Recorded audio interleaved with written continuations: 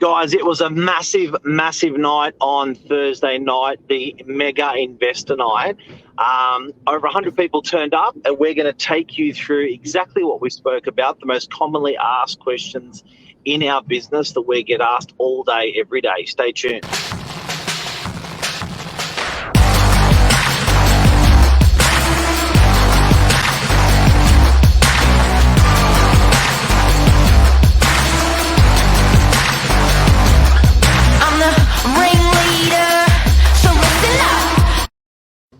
Billy Bob. Good morning. How are you? I'm good. You? Good. Have we got our email slides in? Negative, which is a bit of a shame. Well, let's. How's your weekend? Yeah, good. I was pleased to see New South Wales put on a show last night against Queensland. I hear it tied with one of the best results of all time. So I was sitting next to a friend who was like, I'm going to put $50 on some bloke to score a try and New South Wales to win. And he won $250. And I was like, if only I was a betting man. Far out. Look, it was an exciting game. It was an exciting game, and it's going to put us on the edge of our seats for the next, for the final. Yeah, I agree. Yeah, no, it's good. It's good to see. So talk to us, buddy. Today's topic's pretty exciting. Today's topic is a pat down. We're doing a strip search of the Mega Investor Night. So it was big. It was big, eh? What a success. I mean, thank you to you and Lisa putting it on. Everyone that I spoke to absolutely loved it. And then we even had, messages coming in afterwards saying what a success and what a fantastic night it was. But events are back for Sydney. I think that's the best news that I've had in a long time. It seems like it. The restaurants are open. The events are back. And definitely, I think Vivid was a really good testimony of that, wasn't it? Just all those, seeing all those people around in the city. It's just huge now. So I think weddings, spoke to a friend in weddings and things like that, and they're pumping as well. So all the functions are pumping. So could be the end of COVID. Well, I didn't hear a word about it on the night. There was no mention of COVID, no mention of, wow, it's really busy. People were just stoked to be together, have some good information, some good food, drinks. It was a really good night. What was the highlight for you? Do you know what? I was thinking, I'll double back to that in a sec, but I was thinking to myself, like, I don't know why people turn up to events when they can just get it online, the information, or whether they can Google that information, but people still like one-on-one quality. I guess, you can go see a doctor, or you can look it up on Google. It's a different experience. You can study for a degree on a computer, or you can go and sit in a class. It's a richer experience going to events like this. My highlight for the night was mixing up with people, just all like a lot of my favourite people in the one room, just having a chat, having a drink, having something to eat. We had the Mexican food truck. How popular? That was cool. That was really popular. So I was running these little tacos out everywhere, just trays of them. People were grabbing them. I thought it was great. That were good. All right, legend. But a few little slides that I'm going to bring up on my phone, and then we can go over some surprising ones for me. Firstly, what does it look like home ownership in Australia? So let's just let that focus. 1 in 6 own an investment property. So 1 in 6 Australians own and invest property. That was one stat out of the night. More than I thought. More than you thought. Okay. Yeah. More To be honest, me as well.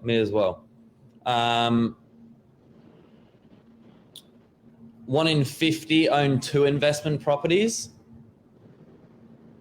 Less than I thought. Okay, I still think that's more than I thought. I didn't realize. Oh, here we go. I think our slides have just come through. Hot off the press. The problem is they look. Luke was there. Luke Luke was Moroney. there. Did you get to meet Luke? Yeah, of course. Billy I said Bob? to Luke, oh my God, you're not in Queensland. Because I didn't actually realize. So 1 in 50 own 2 investment properties. We'll just do it off the phone. There's another visual for you.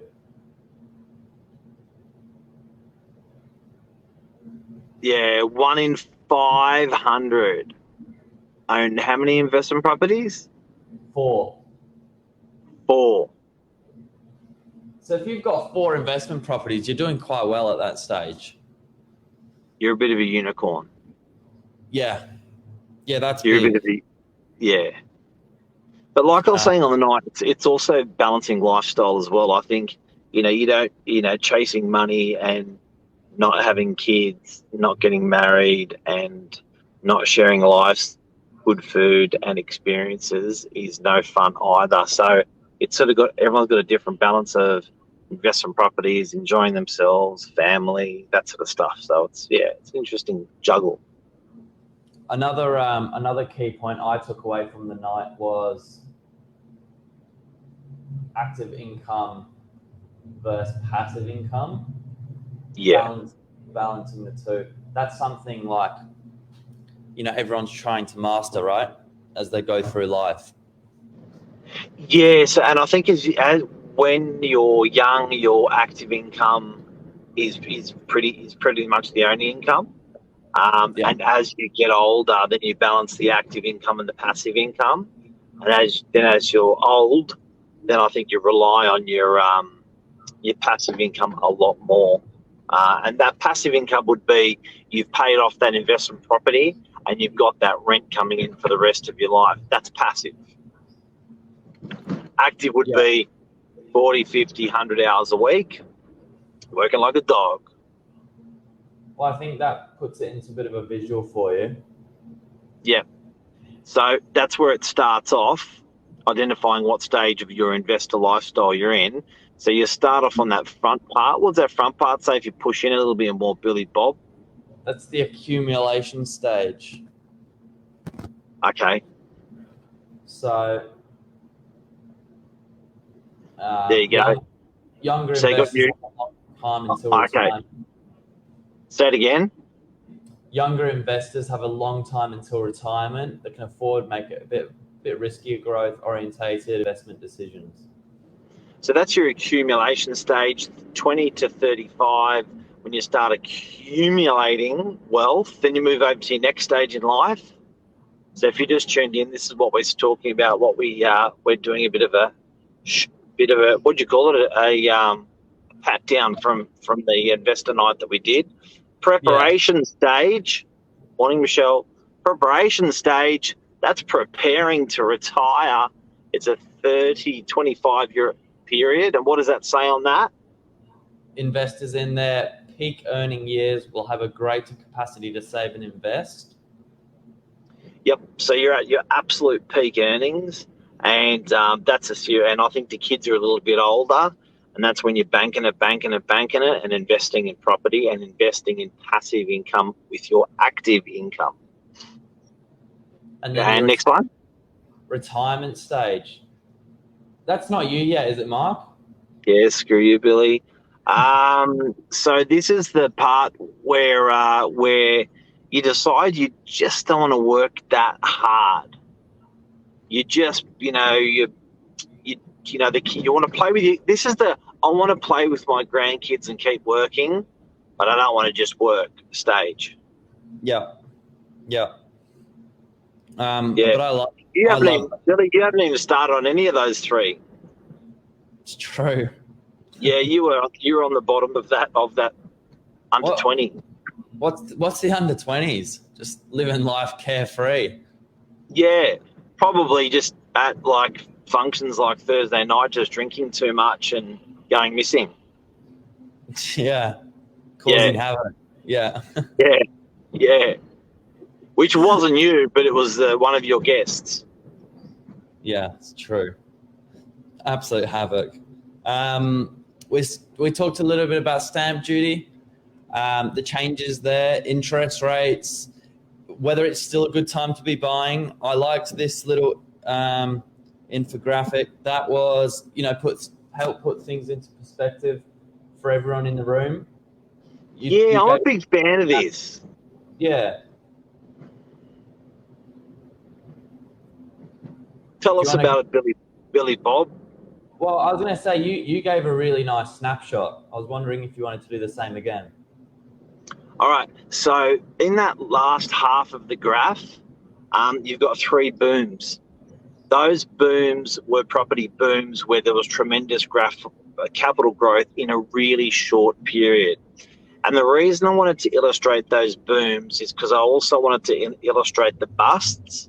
And a lot of people at the moment, and people's biggest concern about buying now is, what if I buy now and the market shits the bed? So they're saying, well, I don't know, I'll wait and see what happens. See what happens. It's here what's happened in the last property booms. It's here what's happened in the last 3 property busts. So if you go back to 1950, that was a hectic, you got a sore arm, mate. If you go to 1950, that was a hectic growth period. Can you get that arm up again, mate? 111%. At 111% there. So what a phenomenal boom. But the most important thing is you can see below the line of a boom, the bust. The bust sat at about 18 to 20%. So after the market doubled in only 1 year, the market then corrected only 18% to 20% the year thereafter. So again, when that was a really big boom. Then when you go through the next boom, that was 89, 93, just pre-recession there. That's right. And then you can see the market corrected afterwards, about 5 or 10% across Sydney. And then the next boom, how much did that boom in that period? Where the circle is? 29%. 29% a year. And then if you go through this property boom, what percentage did Sydney do, the whole of Sydney in 1 year? 22. And then it's so when you're worrying about where it's going to correct, I think you can confidently say, when you see in the media that the market's going to say, some places in the media, they're suggesting a correction of 20, 30, 40%. That would historically break any low record that we've ever had. And I think it's probably a little bit undeserving because we haven't broken a boom record. You can see some of the boom records there. Yep. Then some of the other points we did just a little brief, a brief little update as to where we sit on the property cycle. You got a doorbell in the background? Yeah, I didn't know we had a doorbell in the office. The cycle's a bit of the circle of life, I call that. Circle of life.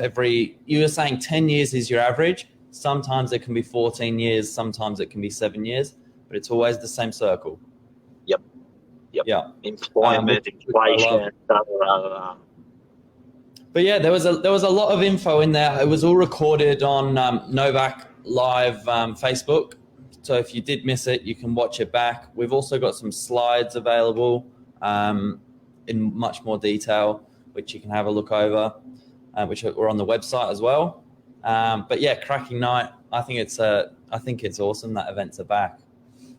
Giddy up, Thursday night. Go back to Thursday night Novak Facebook if you want that information. Yeah, we got a couple of comments here. Anything? Just a couple of mornings. Good morning, everyone. Hey, legends. All right, what's up for the week, Bill? I had a really good Sunday. with open homes, a couple of appraisals, so a little bit more work to be done there, and hopefully get a couple of deals done. We've got some really nice property on at the moment, some exciting stuff.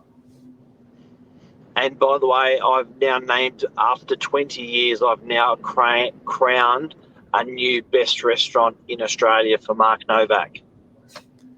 Can it be announced? Can be announced. It was crowned last night officially.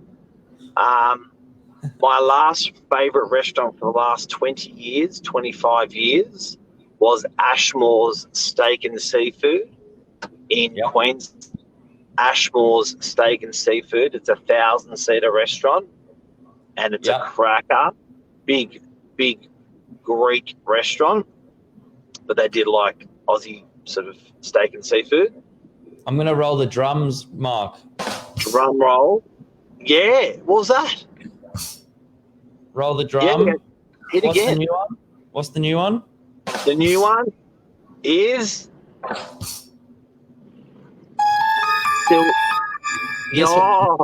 mystery. This is suspense. Suspense. Silva.